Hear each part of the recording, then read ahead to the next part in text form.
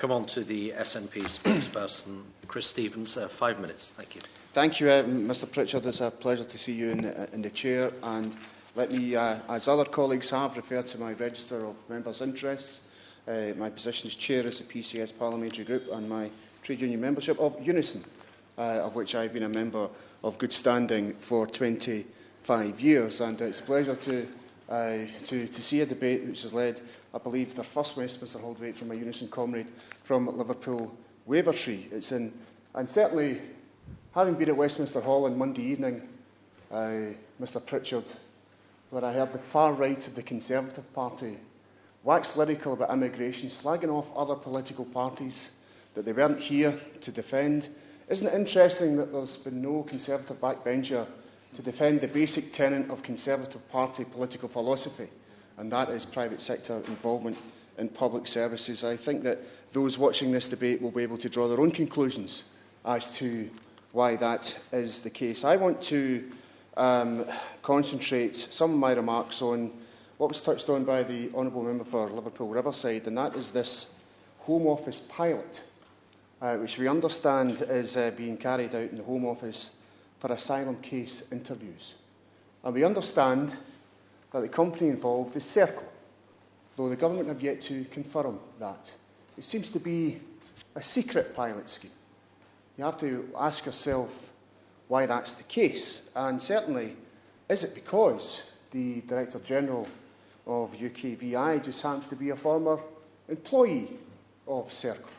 Perhaps that's the reason that Circle have been drafted in to carry out these asylum case interviews. But what has not been touched on in today's debate, but I think is very important discussing this matter when it comes to asylum case interviews, is we know that the government have argued in court, unfortunately successfully, that outsourced companies, private contractors, carrying out public sector services are exempt from human rights legislation.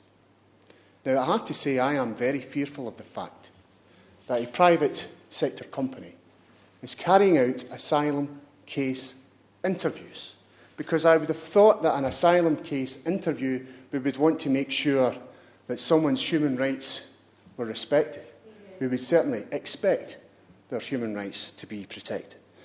And that is one of the key reasons why I have consistently, before I arrived in this place and ever since I arrived in this place, been against the outsourcing agenda which this government has had for the last decade, because the Honourable Friend for Liverpool Wavertree and other speakers have mentioned the rogues gallery, Circle, and their test and trace, and quite astonishing figures being provided, Mr Pritchard, that the Boston Consulting Group are getting eye-watering consultancy fees for this wonderful test and trace system which the government talks about.